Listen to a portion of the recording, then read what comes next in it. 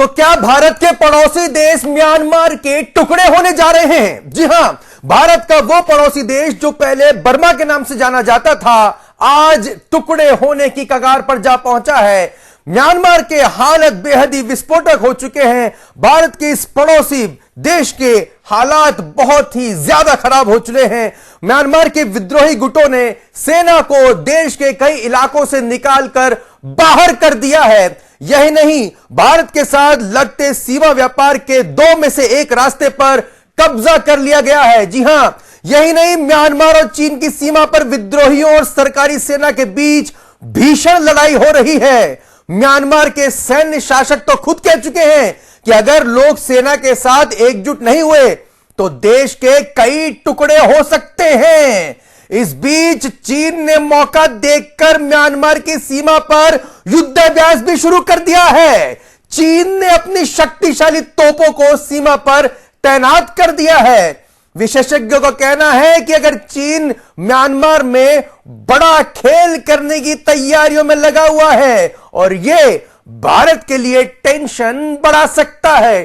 तो भारत के लिए यह घटनाक्रम कितना महत्वपूर्ण है, क्योंकि भारत के उत्तर पूर्वी राज्यों की सीमा म्यांमार से लगती है और हाल में जिस तरह से उत्तर पूर्व राज्यों में काफी हमने उपद्रव देखे, खासतौर पर मणिपुर में हमने जो उपद्रव देखे, उसमें बड़ी वजह म्यांमार से होने वाली उपद्रवियों को सप्लाई थी। तो क्या इन सब के बीच में चीन कोई बड़ा खेला करने जा रहा है और म्यांमार में घुसकर वो भारत के ठीक कहा जा सकता है कि चिपक कर वहां पर पहुंचने की जुगाड़ में लगा हुआ है? इन तमाम पहलुओं को हम समझेंगे। इस महत्वपूर्ण मुद्दे पर हमारे साथ मौजूद हैं कर्नल एसपीएस खुराना साहब। कर्नल साहब, जय हिंद।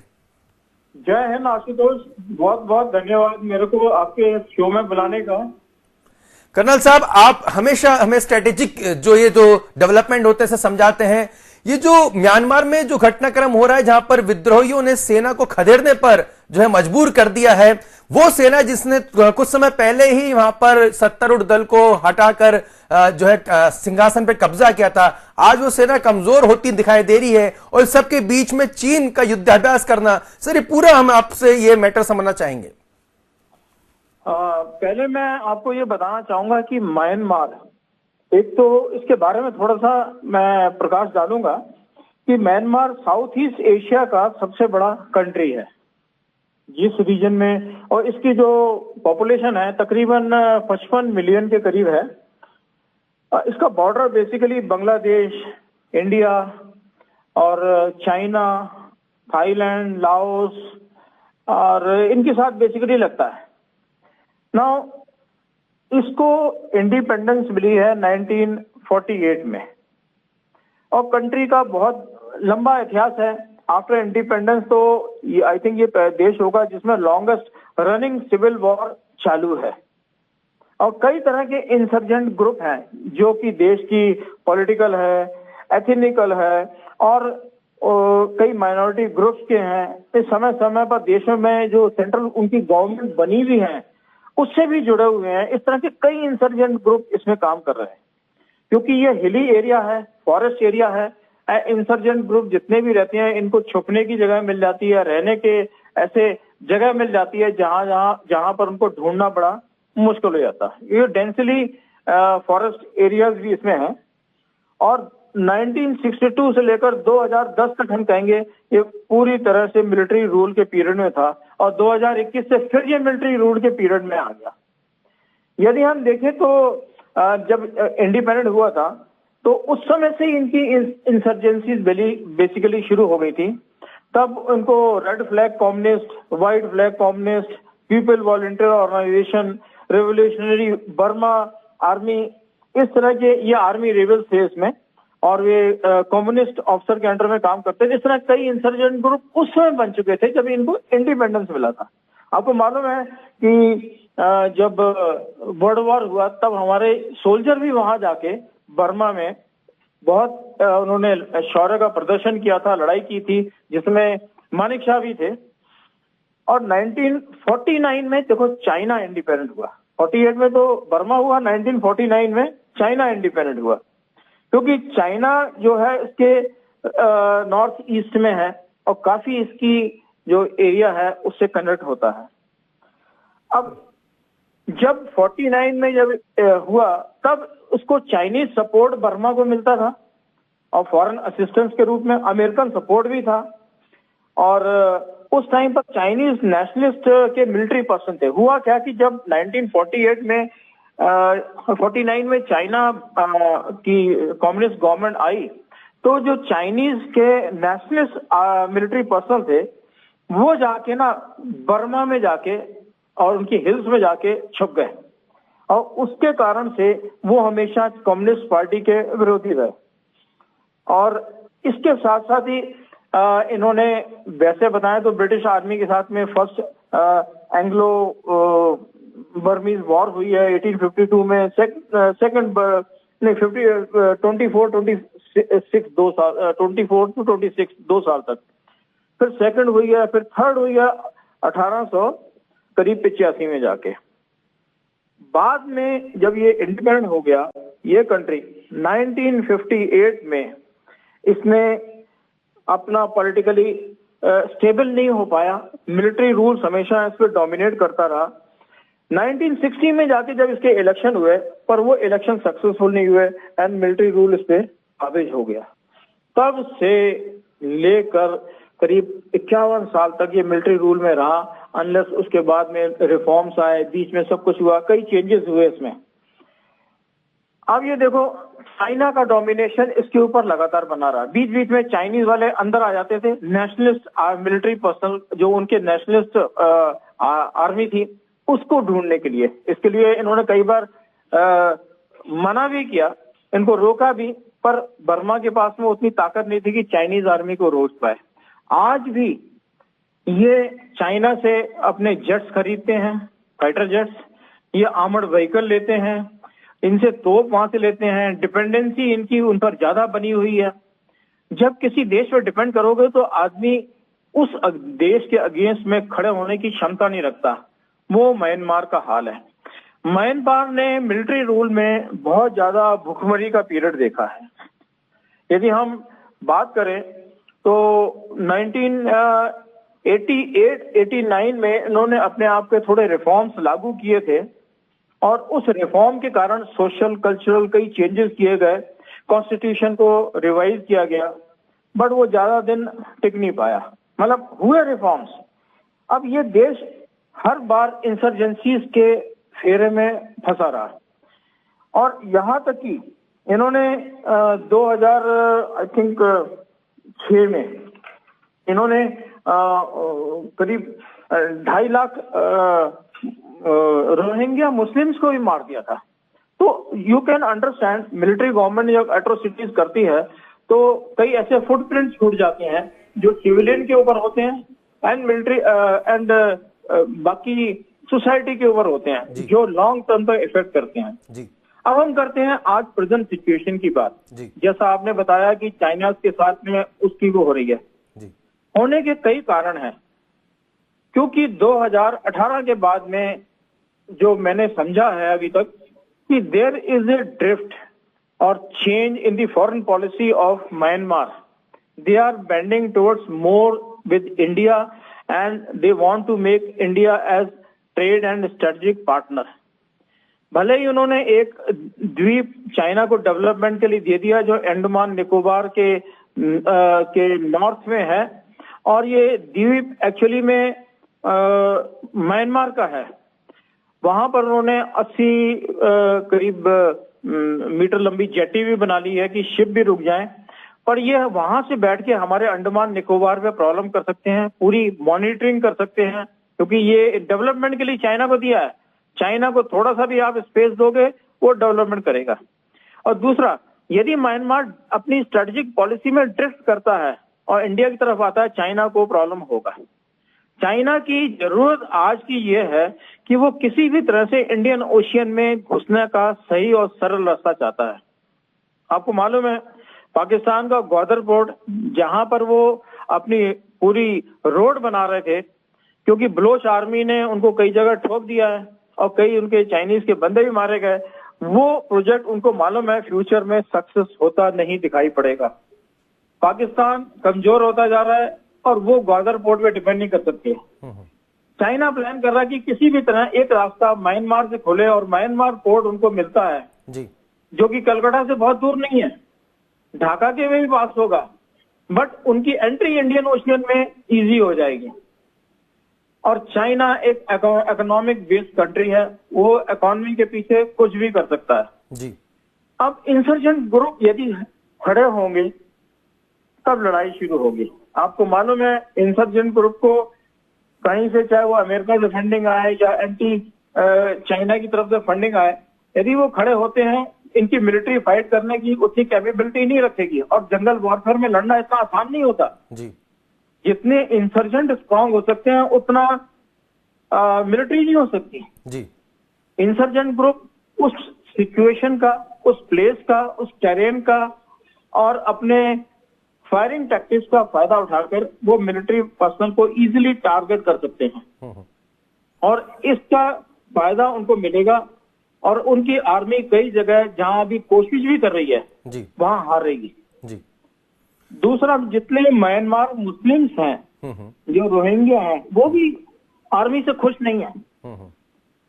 तो और जो वहां की लोकल पॉपुलेशन है, जो प्रो डेमोक्रेसी वाली है, वो भी हैप्पी नहीं है। तो मिलिट्री को इंटरनल सपोर्ट नहीं मिल पा रहा। जब आपको इंटरनल सपोर्ट नहीं मिलेगा, बाहर से इंसर्जेंट होंगे, आप अकेले लड़ाई नहीं लड़ सकते। और चाइना बॉर्डर पे होने का मतलब है चाइना को एंट्री को कम करना है, चाइना पे ओवर डिपेंडेंसी कम करना, चाइना पे हर चीज खरीद के उनकी टर्म्स एंड कंडीशन पे नहीं चलना। इस लड़ाई के दौरान वैसे भी चाइना ने अपना गेम प्लान चालू किया हुआ है। उसने 3 चाइनीज वॉरशिप अपने म्यांमार पोर्ट में खड़े कर दिए हैं कि कल को कोई बाहरी फोर्स आके अटैक करती है तो उसको रोका जा सके, वो एंट्री ना ले सके इस टाइम का। और साथ में इनकी सेना अपनी एकजुट नहीं है। सेना के अधिकारियों का कहना है कि जो उनकी ट्रूप्स है वो उनकी पूरे ऑर्डर नहीं सुन रही है। तो कई ऐसी सिचुएशन में चल रहे हैं जिसके कारण से अभी चाइना को लगता है कि एक तो पोर्ट साइड को बचाना, म्यांमार को बचाना है, और अपनी आर्मी को यदि पुश करना है इंसर्जेंस में, क्योंकि चाइनीज आर्मी को भी प्रॉब्लम होगी इंसर्जेंस से फाइट करने के लिए, तो अपनी हैवी आर्टिलरी और ये लेके आएंगे जो कि है ना पहाड़ों के पीछे फायर कर सके। यदि फायर करना है पहाड़ के पीछे तो आदमी या तो जाके करे। उन्होंने ड्रोन को भी यूज करना शुरू कर दिया है वहां उस इलाके में, और वो इलाका है मूजे टाउन का जो कि चाइना के साथ बॉर्डर करता है, और ये आज रेबल्स के हैंड में है। ये स्प्रेड होता है तो रेबल्स ग्रुप स्ट्रॉन्गर होंगे, आर्मी वीक वैसे ही है, डोमिनेट करना शुरू करेंगे, इनका एरिया बढ़ेगा और इसी तरह डिवीजन होगा। जैसे पहले सोमालिया और इंसर्जेंट ग्रुप में अपने अपने अलग अलग उन्होंने रीजन बना रखे हैं, सूडान वगैरह में भी। भारत के परिप्रेक्ष्य में समझना चाहेंगे कि ये जो पूरा घटनाक्रम म्यांमार में हो रहा है और चीन वहां पर तेजी से आगे बढ़ रहा है, बहुत ही मजबूती के साथ उसने अपनी जो सेना की तैनाती वहां पे कर दी है, इसे भारत के लिए किस तरह से समझा जाए? भारत के लिए खतरा है आने वाले समय में, या भारत की इसमें यहाँ पे कोई कूटनीति यहाँ पे काम करेगी, या क्योंकि हमारा जो उत्तर पूर्वी जो राज्य रहे हैं वो कहीं ना कहीं म्यांमार में होने वाले घटनाक्रम से काफी प्रभावित रहे हैं। नहीं, भारत को चिंता करने की जरूरत है, क्योंकि हमारा बॉर्डर, यदि हमारा बॉर्डर का कंट्री है कोई भी, वो अनस्टेबल है, और जबकि चाइना उसमें इन्वॉल्व है तो हम ज्यादा अनस्टेबल मानेंगे। आपको मालूम है पूरी फोर्सेस अभी भी चाइना ने वहां से बिल्कुल हटाई नहीं है, परमानेंट एस्टेब्लिशमेंट आ रहा है हमारे लद्दाख से लेकर अरुणाचल प्रदेश और उत्तराखंड साइड से। जब चाइना बॉर्डर में वहां से नॉर्थ में है तो वो हमेशा चाहेगा कि हम ईस्ट साइड से भी घुसें। आपको मालूम है इम्फाल की प्रॉब्लम अभी पूरी तरह से खत्म नहीं हुई है, कम जरूर हुई है, और मिजोरम एंड नागालैंड ये एरिया भी हमारे इंसर्जेंट ग्रुप में बीच बीच में कुछ एक्टिविटीज होती रहती हैं और जिनको चाइनीज का सपोर्ट मिलता है। तो यदि चाइना उसमें घुसता है तो वो किसी न किसी तरह से इन इंसर्जेंट ग्रुप को और स्ट्रांग बनाएगा, हमारे बॉर्डर को डिस्टर्ब करने की कोशिश करेगा। क्योंकि अभी भले ही वीक गवर्नमेंट म्यांमार में है, बट यदि वो गवर्नमेंट चाइना की तरह एंटर करता है और कुछ पार्ट को सीज कर लेता है, या इंसर्जेंट ग्रुप इसके अपोज में दूसरा पार्ट सीज कर लेते हैं, तो इसके टुकड़े होना निश्चित है। और भारत को पूरी तरह से कूटनीति के साथ में राजनीति और मिलिट्री नीति भी साथ में लेके चलनी पड़ेगी। चाहे अमेरिका हो, चाहे बाकी यूरोपियन कंट्रीज हो, इनको भी साथ में लेके चलना पड़ेगा। यूएन को भी इन्वॉल्व करना पड़ेगा। तब जाके हम चाइना के जो टैक्टिक्स या इस तरह की जो हिडन टैक्टिक्स है उसको हम काउंटर कर पाएंगे, नहीं तो बहुत डिफिकल्ट हो जाएगा लेटर स्टेज में। सर, नटशेल में अगर समझना चाहें कि इस पूरे घटनाक्रम के पीछे जो रिपोर्ट्स है उसके मुताबिक विद्रोहियों को चाइनीज ही आर्मी जो है सपोर्ट कर रही है, पीएलए सपोर्ट कर रही है, और वो उसी की आड़ लेके जो है वो वहां पर, जैसा कि समझ में आ रहा है कि वो अंदर घुसने की कोशिश कर रहे हैं, जैसा आपने बताया कि हिंद महासागर में किसी तरह से एंट्री करने का मौका मिल जाए चाइना को, और भारत के खिलाफ एक और जो है क्लोज मोर्चा खोलने का मौका मिल जाए। तो ये जो घटनाक्रम है, यहाँ पर भारत के पास क्या ऑप्शंस बचते हैं आज की तारीख में? देखिए, भारत ह्यूमैनिटेरियन एड जरूर करेगा, और क्योंकि उसमें हमेशा पहल स्टेप लेता रहा। ह्यूमैनिटेरियन एड से आपको लोकल सपोर्ट मिलता है, आपको लोकल इंटेलिजेंस मिलती है, आपको इवन जो दुश्मन की टैक्टिक्स भी पता लग जाती है, पूरा इंफॉर्मेशन मिलती है, ह्यूमैनिटेरियन एड से मिलती है। भारत वो पहला कदम मेरे को लगता है जरूर उठाएगा। वहां पर जो सफरिंग होगी, इसी तरह ह्यूमैनिटेरियन एड पहुंचाने के लिए भारत अपना तरफ से पहले भी करता रहा है, हर जगह की है, चाहे वो अर्थक्वेक आए या कोई किसी तरह की कोई दुर्घटना हो या कोई, तो भारत हमेशा ही ह्यूमैनिटेरियन एड पे बिलीव करता रहा है। अफगानिस्तान में भी किया, जो जहां जिस कंट्री में भी हो वहां पर हम पहले पहुंचते हैं, और इसमें भी पहुंचेंगे। ह्यूमैनिटेरियन एड से हम लोगों का हार्ट एंड माइंड जरूर विन करेंगे, और साथ में इंटेलिजेंस भी गैदरिंग करेंगे। साथ में हम ये भी देखना है कि भारत अब वो भारत नहीं रहा जो पीछे रहेगा।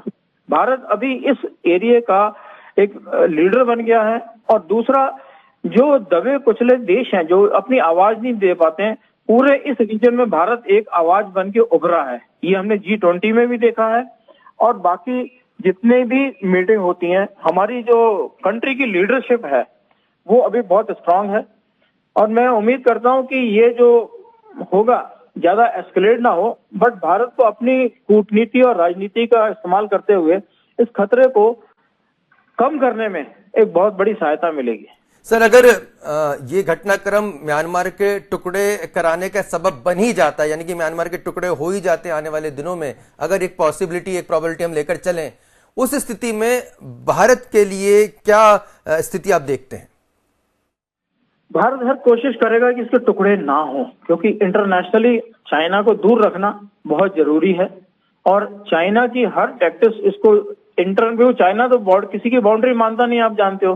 जबकि 1960 में इनका बर्मा के साथ में बॉर्डर डिस्प्यूट रिजॉल्व हो गया था। इन्होंने एक एग्रीमेंट भी साइन किया था बॉर्डर के लिए के उसमें म्यांमार के साथ में 1960 में। बट चाइना उसको मुकर सकता है, उसका कोई नहीं, आप लेके नहीं चल सकते कि वो अपने वर्ड्स पर स्टैंड बाई रहेगा। और चाइना को यदि किसी तरह से पार्ट करता है या टुकड़ा छीनना शुरू के लिए करेगा, तो भारत इसका पुरजोर विरोध करेगा।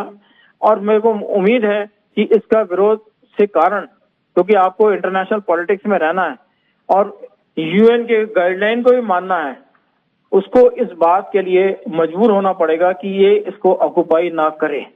इंसर्जेंट ग्रुप यदि उसमें से अपना बना लेता है उसको सपोर्ट कर सकता है, बट चाइना नहीं करेगा डायरेक्ट।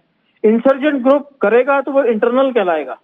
ऐसे तो कई देशों में भी हुआ है, अफ्रीकन देशों में, जहां इंसर्जेंट ग्रुप होते हैं, चाहे वो अमेरिका को सपोर्ट कर रहा है, रशिया को सपोर्ट कर रहा है, बट डायरेक्ट उसमें से रशिया अमेरिका डायरेक्ट एंटर नहीं करेगा। तो चाइना उससे अपना क्लेम नहीं करेगा। चाइना की टैक्टिक्स भी यही होगी कि इंसर्जेंट ग्रुप को सपोर्ट करके अपना एरिया बनाओ और डोमिनेशन करो। इंसर्जेंट ग्रुप को कंट्रोल करके उसको डिस्ट्रॉय करना, इसमें एक टाइम लगता है, क्योंकि पीछे से उसको सपोर्ट डायरेक्ट मिल रहा है उस कंट्री से, और इसको आप एक साथ में खत्म नहीं कर सकते हैं।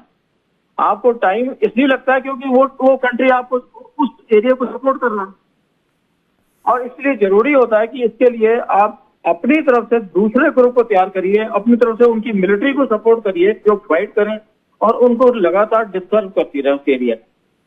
टाइम जरूर लगेगा, बट इम्पॉसिबल कुछ नहीं है। और डिवीजन अभी मुझे लगता है इतना जल्दी होगा नहीं, बट आने वाली सिचुएशन थोड़ा और टाइम बाद और क्लियर होगी, देखते हैं। सर, एक छोटा सा सवाल लेना चाहूंगा। चाइना की हमेशा से ये नीति रही है कि इंच इंच आगे बढ़ना, और जब इस तरह का जो उसको मौका मिल रहा हो तो क्या इस बात की आशंका भी है कि चाइना इस मौके का फायदा उठाते हुए म्यांमार के कई हिस्सों में आगे बढ़कर अपने सैन्य चौकियां स्थापित कर सकता है, स्ट्रेटेजिकल लोकेशंस पर वो तैनाती कर सकता है अपने फौज की, क्योंकि वो ये बहाना कर सकता है कि देखिए साहब हम अपने बॉर्डर्स को सुरक्षित कर रहे हैं इंसर्जेंट से, और ये हमारे लिए हमारी संप्रभुता की रक्षा का मामला है। तो क्या इस टैक्टिक का इस्तेमाल चाइना यहाँ पे कर सकता है? नहीं, देखिए, यदि उनके साथ बॉर्डर एक एग्रीमेंट साइन हुआ है 1960 का, यदि उससे आगे बढ़ेगा तो चाइना अपने वाले पुराने एग्रीमेंट जिसके साथ भी साइन किए हैं, तो इसका मतलब उसको उसके अगेंस्ट में जा रहा है, उसको उसका सम्मान करना पड़ेगा। ये एग्रीमेंट किस क्षेत्र का है और किस क्षेत्र का नहीं है, या कौन से क्षेत्र उसमें शामिल है, या कितनी लंबाई का उसका बॉर्डर डिस्प्यूट है, ये मेरे को पूरा पता नहीं है। पर ये मैं जरूर जानता हूं कि चाइना यदि उसने एग्रीमेंट साइन किया हुआ है, उस क्षेत्र में घुसने के लिए वो हिम्मत नहीं करेगा, क्योंकि इस चीज के अगेंस्ट जाएगा या इसके विरोध करेगा या उसको नियम को तोड़ते हुए अंदर घुसेगा, तब उसको इंटरनेशनल कम्युनिटी का फेस करना पड़ेगा। क्योंकि इंटरनेशनल कम्युनिटी में कई जगह आपको एग्रीमेंट करने पड़ते हैं, आपको एक फेस लेके जाना पड़ता है हर जगह। आप ये नहीं कह सकते कि हमने एग्रीमेंट तोड़ दिया है, हमारी मर्जी। हाँ, दादागिरी चलती है, पर दादागिरी भी एक लिमिट तक भी चल पाती है ना इंटरनेशनल कम्युनिटी में। तो इसलिए मेरे को लगता है कि वो इंसर्जेंट ग्रुप को जरूर सपोर्ट करेगा और टुकड़ा करना चाहेगा, ये उसके फेवर में है, क्योंकि उसको एक्सेस चाहिए किसी भी तरह से इंडियन ओशियन के लिए। बहुत महत्वपूर्ण यहाँ पे जानकारी देने की, चाइना जो है वो पूरी कोशिश करेगा कि म्यांमार के टुकड़े हों और वो कहने के वहां पर एक स्ट्रॉन्ग एक्सेस अपनी बना सके और इंसर्जेंट ग्रुप को सपोर्ट करके, लेकिन भारत की कोशिश यहाँ पे ये रहेगी कि किसी तरह से म्यांमार के टुकड़े ना हो। तो ये बहुत ही जद्दोजहद। सर, ये कब तक आपको लगता है कि ये खिंचाव जो है, ये तनातनी जो है, और डिप्लोमेटिकली और खासतौर पर जो हमारी जो खुफिया एजेंसीज के माध्यम से भी जो ये जद्दोजहद कब तक आपको चलती दिखाई दे रही है? अभी ये देखिए वर्ल्ड का ऑर्डर कितना बदल रहा है। आपने अभी देखा रशिया यूक्रेन वॉर कितना टाइम से खिंच गया, 21 महीने। दूसरा फ्रंट खुल चुका है, वो है इजराइल का। ऑल अराउंड अरब कंट्रीज कौन सपोर्ट कर रहा है, कौन नहीं सपोर्ट कर रहा है, कौन से 3 इंसर्जेंट ग्रुप काम कर रहे हैं, किसको डायरेक्ट सपोर्ट किसका है, ट्रेनिंग किसकी है, वेपन कौन दे रहा है। अब तीसरा खतरा अभी कोरिया से है। उन्हें मालूम है कि कोरिया का फ्रंट खुलेगा तो कौन से ऐसे वीक प्लेसेस हैं जहां से कि चाइना अपना फायदा ले सकता है, और म्यांमार एक one of the weak link है। तीसरा फ्रंट भी खुलता है, इनकी फ्यूल की डिमांड बढ़ जाएगी, इनकी कई चीजों की रिक्वायरमेंट बढ़ जाएगी। अब ग्वादर पोर्ट से इनको सपोर्ट मिले ना मिले, बिकॉज बलोच आर्मी तो अगेंस्ट चल रही है, तो ये तीसरा एक और रिजर्व फ्रंट पहले से ही कन्फ्रंटेशन दिखा के, लड़ाई दिखा के, इंसर्जेंट ग्रुप को सपोर्ट करा के कुछ ना कुछ कर सकते हैं। ये होने को तो 6 महीने में भी हो जाए, और ना हो तो 6 साल भी लग सकते हैं, पर होगा। मेरे को डाउट लगता है जब इंटरनली गवर्नमेंट वीक हो जाती है, आपका एक्सटर्नल जो एग्रेशन होता है या बाहरी अटैक है, उससे बचाना बहुत मुश्किल हो जाता है देश को, बहुत ही मुश्किल हो जाता है। और ये मुश्किल हालात इस समय हमारे पड़ोसी देश में भी यहाँ पर दिखाई दे रहे हैं। कर्नल साहब, तमाम जानकारी उस महत्वपूर्ण मसले को समझाने के लिए आपका बहुत बहुत धन्यवाद। जय हिंद सर। तो कर्नल एसपीएस खुराना सर हमें समझा रहे थे कि किस तरह से भारत के लिए जरूरी है कि म्यांमार के टुकड़े ना हो, क्योंकि म्यांमार में जिस तरह से इंसर्जेंट यानी कि विद्रोही ग्रुप को चाइना मदद कर रहा है, उस मदद के जरिए, उस आड़ में वो कहीं ना कहीं चाहता है कि म्यांमार के टुकड़े हो, और वो कहीं ना कहीं उन टुकड़ों को जो कि विद्रोही जो गुट हैं उसको हासिल करेंगे। तो विद्रोही को सपोर्ट चाइना कर रहा है, वहां पे चाइना अपनी बड़ा स्ट्रॉन्ग बेस वहां पर उन विद्रोही के जरिए बना सकता है। यानी कि कहीं ना कहीं एक म्यांमार के टुकड़े कराकर अप्रत्यक्ष तौर पर चाइना उस बड़े भूगोल के हिस्से को, भौगोलिक हिस्से को कंट्रोल कर लेगा। और ये कहीं ना कहीं भारत के लिए चिंता का सबब इसलिए भी है क्योंकि ये जो बड़ा हिस्सा है वो भारत की सीमाओं से जुड़ा हुआ है, और चाइना लगातार ऊपर से, आप देखिए नक्शे को देख सकते हैं कि धीरे धीरे वो नीचे आता जा रहा है। उसकी कोशिश है कि हिंद महासागर तक वो पहुंचे, और कहीं ना कहीं भारत को जो अंडमान द्वीप समूह में है, जब भारत का बड़ा स्ट्रांग बेस है, नेवल बेस है, वहां पर जाके चुनौती दे। भारत के कहीं ना कहीं एक माला सी जो है वो पिरोना चाहता है, क्योंकि उसे पता है कि सिर्फ एक भारत ही ऐसा देश है जो उसे भविष्य में चुनौती दे सकता है, और दे भी रहा है, क्योंकि कहीं ना कहीं भौगोलिक तौर पर चाइना और भारत की सीमाएं जुड़ती हैं। और यही वजह है कि चाइना कभी नहीं चाहेगा कि भारत उसके लिए एक चुनौती बने, क्योंकि इस समय जो पूरा जियोपॉलिटिकल सिनेरियो बन रहा है उसमें कहीं ना कहीं तेजी से समीकरण बदल रहे हैं और भारत जो है अमेरिका के करीब जाता जा रहा है, जो कि सीधे तौर पर चाइना का सबसे बड़ा दुश्मन है। तो ये पूरा समीकरण यहां पर बनते नजर आ रहे हैं। आने वाले दिनों में क्या कुछ ऐसा हो सकता है, इन तमाम पहलुओं पर भी हम लगातार आपको खबर पहुंचाते रहेंगे। अगर आपने हमारा चैनल लाइक और सब्सक्राइब नहीं किया तो जरूर कर लें और अपने कमेंट जरूर हम तक पहुंचाएं कि आप क्या कुछ जानना चाहते हैं, क्या कुछ देखना चाहते हैं। देखते रहिए पब्लिक फर्स्ट, सर्वदा भारतीय।